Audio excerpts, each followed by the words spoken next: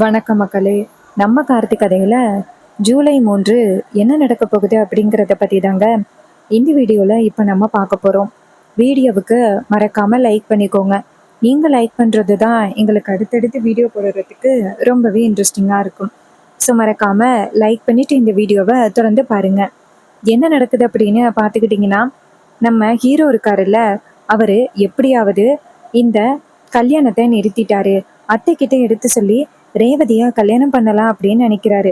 ஆனா ஈஸ்வரிய பொறுத்த வரைக்கும் ஹீரோவை மன்னிக்கிறதாவே இல்லை. ஹீரோவை கோவத்திலேயே திட்டிக்கிட்டே இருக்காங்க. இன்னொரு பக்கம் ராஜாவுக்கு வந்துட்டு ஹாஸ்பிட்டல்ல ட்ரீட்மெண்ட் நடக்குது. அப்ப ரேவதி வந்துட்டு ரொம்பவே வருத்தப்படுறாங்க. அப்பாவுக்கு என்னாலதான் இப்படி ஒரு நிலைமை அப்படின்னு வருத்தத்துல நிக்கிறாங்க. அந்த மருது மட்டும் இங்க வராம இருந்திருந்தா இந்நேரம் இப்படி ஒரு நிலைமை ஆகிருக்குமா அப்படின்னு ஈஸ்வரியும் ரொம்ப சோகத்துல உட்காந்துருக்காங்க. ரேவதி சொல்றாங்க, அம்மா நான் வந்துட்டு கோவிலுக்கு போயிட்டு வரேன் அப்படின்னு சொல்ல, ஈஸ்வரி சொல்றாங்க, இங்க பாரு, இந்த மாதிரி நேரத்துல நீ எங்கேயும் போக வேணாம், கோயிலுக்கெல்லாம் அப்புறம் போய்க்கலாம் அப்படின்னு சொல்ல, அதுக்கு ரேவதி கேக்குறாங்க, ஏமா நான் கோவிலுக்கு போறதுக்கு கூட எனக்கு இந்த வீட்டுல அனுமதி இல்லையா அப்படின்னு கேக்குறாங்க. அதுக்கு ஈஸ்வரி சொல்றாங்க, இல்லம்மா, இப்போ உனக்கு கல்யாணம் நடக்க போற நேரத்துல நின்று இருக்கு, அதோட உங்க அப்பாவுக்கு வேற இப்படி ஆகிருச்சு, நீ மட்டும் அங்க போன அப்படின்னா யாராவது உன்னை பார்த்து கேட்பாங்க, அதுவே மனசுக்கு ஒரு கஷ்டமா இருக்கும், நீ எங்கேயும் போக வேண்டாம் அப்படின்னு சொல்றாங்க. இதை கேட்டுட்டு நம்ம ரேவதியும், சரிம்மா நீங்க சொல்றதும் சரிதான், நான் வெளியில போனா யாராவது ஏதாவது கேட்பாங்க, அதுவே மனசுக்கு கொஞ்சம் கஷ்டமா இருக்கிறதுக்கு வாய்ப்பு இருக்கு, சரிம்மா அப்படின்னு சொல்லிட்டு ரேவதி உட்காந்துருக்காங்க. அதே நேரத்துல நம்ம ஹீரோ என்ன பண்றாருன்னா, வீட்டுல தாத்தா பாட்டி கிட்ட போயிட்டு விஷயத்த சொல்றாரு. இது மாதிரி மாமாவுக்கு வந்துட்டு ஒரு பிரச்சனை ஆகிருச்சு, அந்த மருது இருக்கான, அவன் கடைசி நேரத்துல மாமாவை வந்துட்டு ஆயுதத்தால தாக்கிட்டான், இது யாருக்குமே தெரியாது, மாமாவை காணும் அப்படின்னு நாங்க எல்லாருமே தேடிக்கிட்டு இருக்கும் பொழுது மாமா வந்துட்டு கட்லுக்கு கீழே இருந்தாரு, இப்போ மாமாவை கொண்டு போய் ஹாஸ்பிட்டல்ல அட்மிட் பண்ணியிருக்கோம் அப்படின்னு. இது கேட்டதும் தாத்தாவுக்கு பேரதிர்ச்சியா இருக்கு. என்னடா இப்படி சொல்ற அப்படின்னு.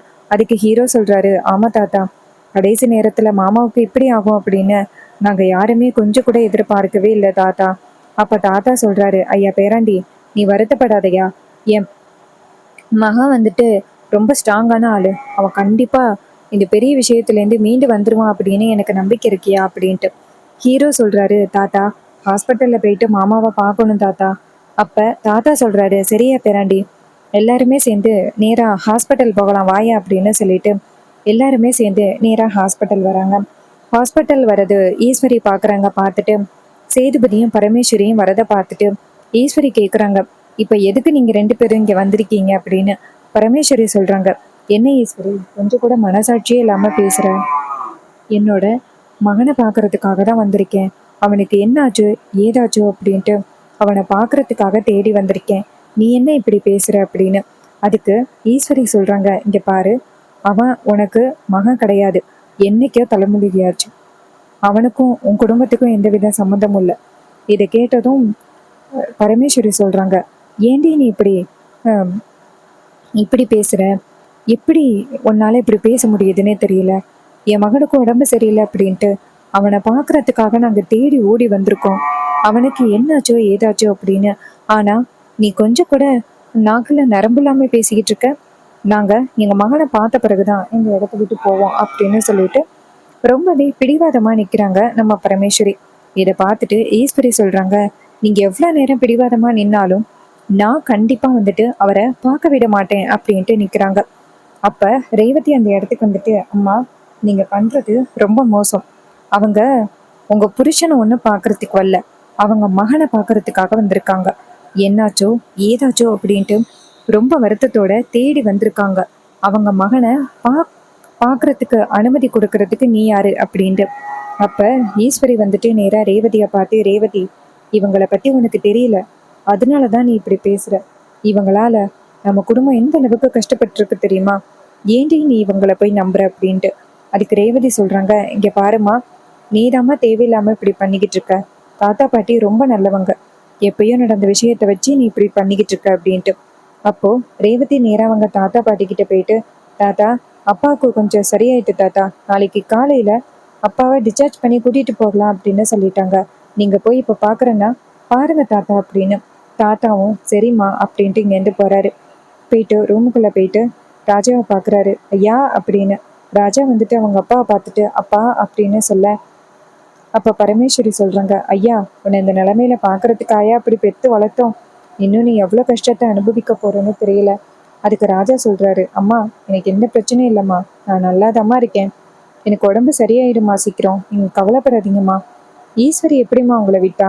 அதுக்கு சேதுபதி சொல்றாரு, ஐயா என் பேத்தி ரேவதி இருக்கால்ல, அவ நல்லா ஈஸ்வரி கிட்ட கட்டுறேன் டைட்டா பேசி எங்களை உள்ளார அனுப்பியிருக்காயா. அவ ரொம்ப தைரியமான பொண்ணியா, எங்க மேல ரொம்ப பாசத்தோட இருக்கா. அதுக்கு அவர் சொல்றாரு, ஆமாப்பா, அவ உங்க எல்லாரு மேலேயும் ரொம்ப பாசத்தோட இருக்கா. அவளுக்கு கார்த்தியை கல்யாணம் பண்ணிக்கணும் அப்படின்னு தான் ஆசை. ஆனா இந்த ஈஸ்வரி இருக்கா பாருங்க, அவளால தான் இவ்வளோ பிரச்சனையும் நடந்துகிட்டு இருக்கு. சீக்கிரம் கார்த்திக்கும் ரேவதிக்கும் கல்யாணம் நடந்தாலே போதும். இல்லைன்னா ரேவதிக்கு பழைய ஞாபகங்கள் வந்தாலுமே பிரச்சனையெல்லாம் முடிஞ்ச மாதிரி அப்படின்னு. அதுக்கு தாத்தா சொல்றாரு, ஐயா அவளுக்கு பழைய ஞாபகங்களை ரொம்ப கட்டாயப்படுத்தி கொண்டுட்டு வந்தா அதுவே பெரிய பிரச்சனையாகும் அப்படின்னு டாக்டர் சொல்லியிருக்காங்களாம்ல. அதனாலதான் ஏன் எனக்கே பயமா இருக்கு, ஏதாவது பிரச்சனை ஆகிடுமோ அப்படின்னு எனக்கே பயமா இருக்கு. அதனாலதான் நானே உண்மையை சொல்லாம இருந்துகிட்டு இருக்கேன். அதுக்கு ராஜா சொல்றாரு, அப்பா நீங்க கவலைப்படாதீங்க, நான் உடம்பு சரியாகி வீட்டுக்கு போனதோட ரேவதி கிட்ட என்னெல்லாம் நடந்துச்சு அப்படிங்கிற எல்லாத்தையுமே சொல்ல போறேன். அவகிட்ட சொல்லிட்டா கண்டிப்பா வந்துட்டு அவ சரின்னு சொல்லுவா. என் மாப்பிள்ளைய வந்துட்டு புருஷனா ஏத்துப்பா. அது எல்லாமே கூடிய சீக்கிரம் நடக்கும் பாருங்க அப்படின்னு. இதை கேட்டதும் தாத்தாவும், சரியா பேராண்டி, இப்போதைக்கு உன் உடம்ப பார்த்துக்கையா, அதான் முக்கியம் அப்படின்னு. அதுக்கு அவர் சொல்றாரு, சரிப்பா அப்படின்ட்டு. பரமேஸ்வரியும் சேதுபதியும் வெளியில வராங்க.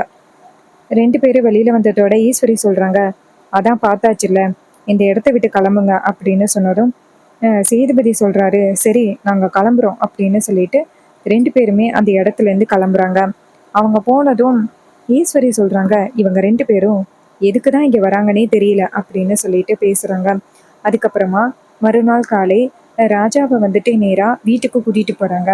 நேரா வீட்டுக்கு கூட்டிட்டு போனதோட ரேவதி சொல்றாங்க, அப்பா இது மாதிரி நான் உங்களுக்காக கோவில்ல ஒரு பிரார்த்தனையை வேண்டி இருந்தேன் உங்களுக்காக, நான் போயிட்டு அதை நிறைவேற்றிட்டு வரேன் அப்படின்னு.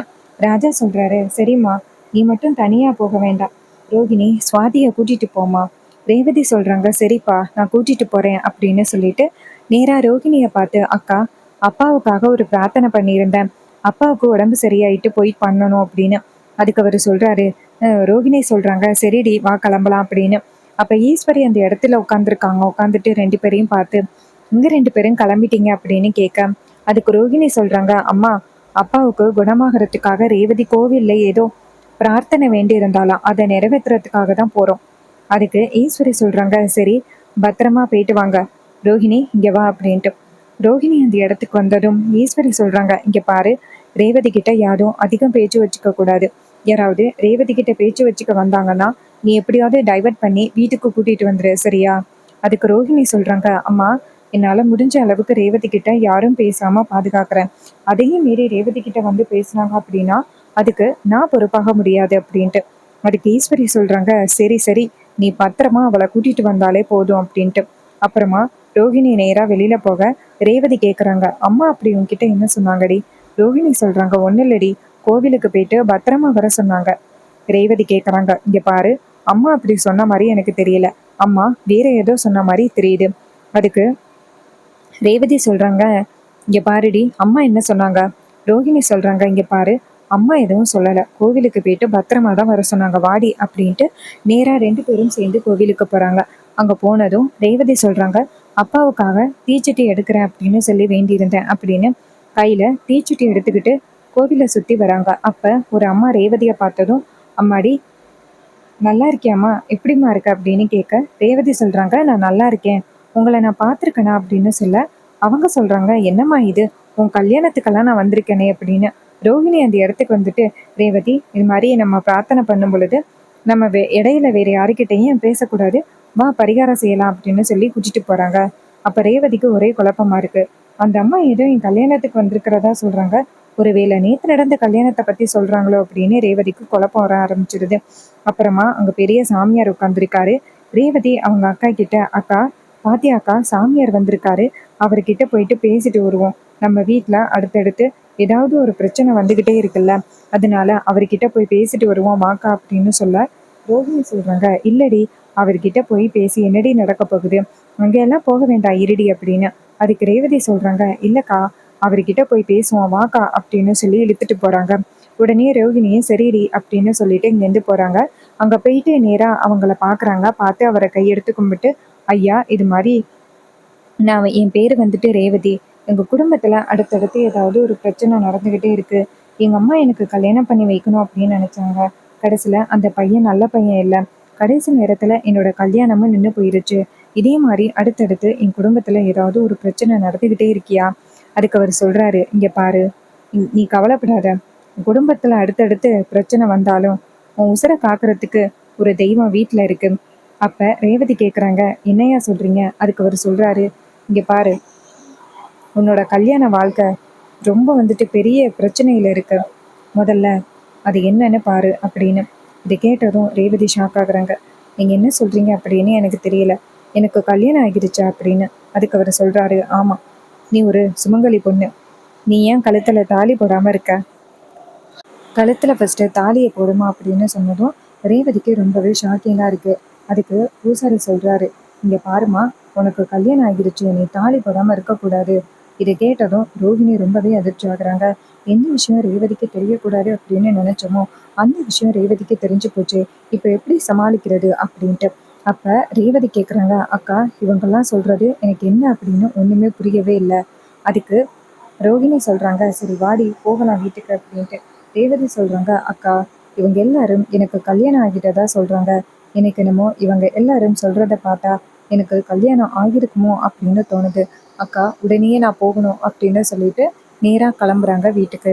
வீட்டுக்கு வந்ததும் ஈஸ்வரியை பார்த்து, அம்மா ஒரு நிமிஷம் நில்லுங்க, உங்ககிட்ட ரொம்ப முக்கியமான ஒரு விஷயத்த கேட்கணும் அப்படின்ட்டு.